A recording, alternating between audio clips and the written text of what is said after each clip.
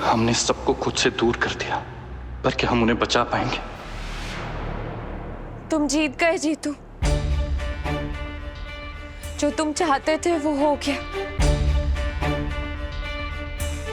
सब घर वालों को घर से बाहर करना चाहते थे, कर दिया। पप्पी भैया से रिश्ता तोड़ना चाहते थे, तोड़ दिया। और अब मैं तुम्हें तुम्हारी सबसे बड़ी खुशी देने आई हूं।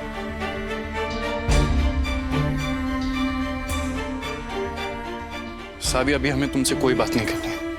चली जाओ यहां से। वैसे भी रात बहुत हो गई और सुबह हमें बहुत काम है।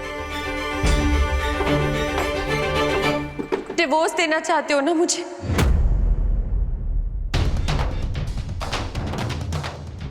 अपनी जिंदगी से निकाल देना चाहते थे? मैं तैयार हूं जीतू।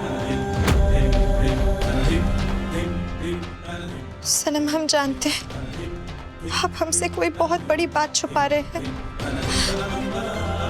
पर हम ऐसे मोड़ पर खड़े हैं जहां हम चाह कर भी आपकी मदद नहीं कर पा रहे हैं। हम जानते हैं कि आप अब भी हमें नहीं बताएंगे कि आपके मन में क्या चल रहा है।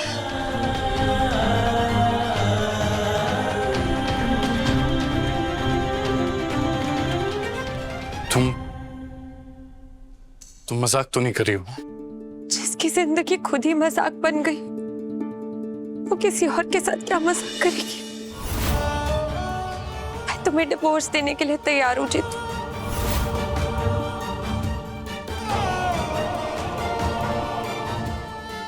अभी तक तो तुम हमसे कभी भी अलग नहीं होना चाहती थी, फिर अचानक ऐसा क्या हो गया कि तुम डिवोर्स पेपर साइन करने के लिए तैयार हो गए?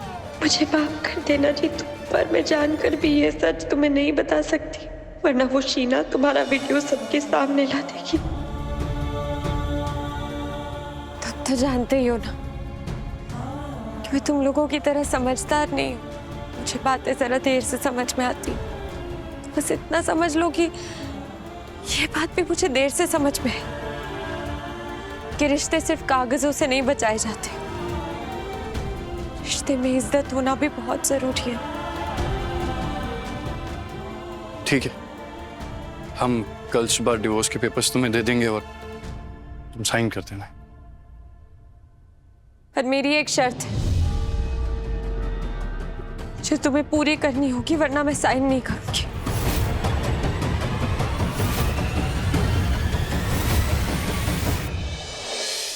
हमें कोई भी शर्त मंजूर है। इस वक्त हमारे लिए ये ज्यादा जरूरी है कि हम तुम्हें तलाक देने के बाद शीना से शादी कर सकें। बताओ, बोलो क्या शर्त है? मैं बस इतना चाहती हूँ कि मैं ये शादी अपनी आंखों के सामने देखूं। मैं भी देखना चाहती हूँ कि तुम कितने बेशर्म हो सकते हो।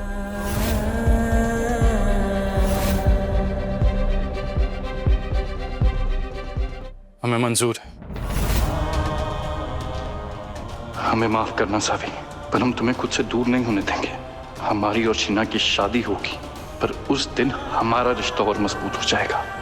पर अभी हम तुम्हें सच नहीं बता सकते हैं।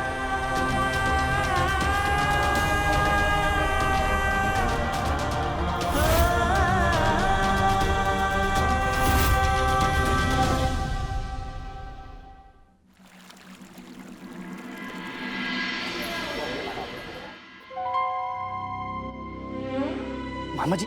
कौन है? कौन है? अरे हमें जीतू, उठिए। अरे हम किसी जीतू को नहीं पहचानते, तुम चले जाओ यहाँ से। अरे मामा जी ऐसे क्यों कह रहे हैं आप? अरे हम जीतू पांडे, उठिए। अरे नहीं जानते किसी जीतू वीतू को, दोबारा मत आना यहाँ पे, जाओ। मामा जी,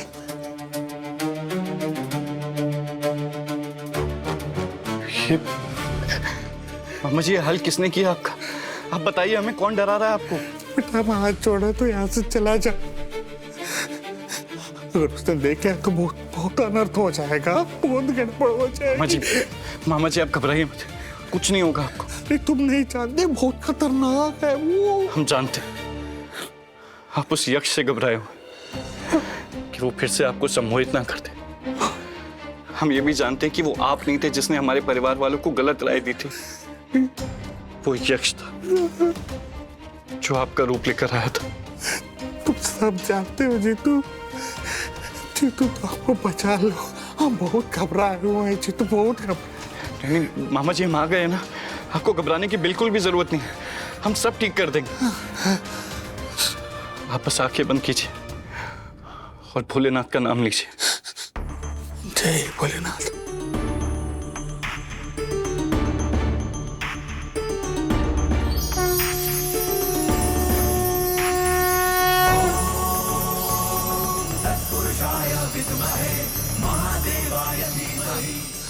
ये त्रिशूल, ये समझ लीजिए कि ये त्रिशूल भोलेनाथ ने हमें हमारी रक्षा के लिए दी। भोलेनाथ की जय हो, जय हो भोलेनाथ की। जीतू तुम्हारी भी जय हो।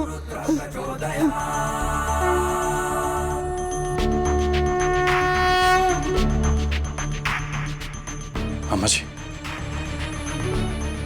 इस धागे को आप अपने हाथ पे बांध लीजिएगा, फिर कोई भी बुरी ताकत, कोई भी यक्ष आपका कुछ नहीं बिगाड़ पाएगा। जय भोलेनाथ, जय भोलेनाथ। मामा जी, हमें आपके और आपके ज्ञान की आवश्यकता है। हमें वो सब कुछ बताइए जो आप उस यक्ष और यक्षिणी के बारे में जानते हैं।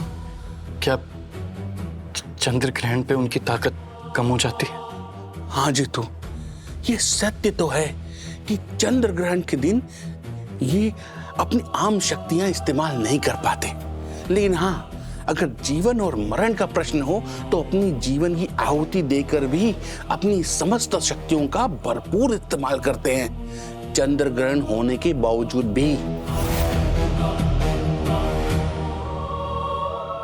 फिर हम उन्हें कैसे रोकेंगे?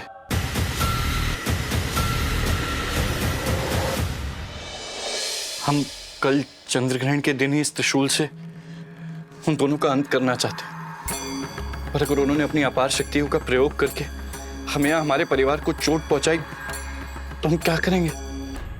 हम रोकेंगे, हम रोकेंगे। हमारे पास एक जीतू, ये लो पवित्र यंत्र। ये यंत्र ही तोड़ है उनकी शक्तियों का। ये यंत्र किसी भी तरह उनको अगर पहना दो तो उसे सारी शक्तियां बेकार हो जाएंगी। ये लो। पर मामा जी, उन्हें पहनाएंगे कैसे? अरे जीतो बेटा, कुछ भी करो, कुछ दिमाग लगाओ, तोड़ निकालो, लेकिन किसी भी तरह ये यंत्र अपनी इच्छा से धारण कर लिया तो समझ लो उसकी सारी शक्तियां इसके आगे बेकार हैं।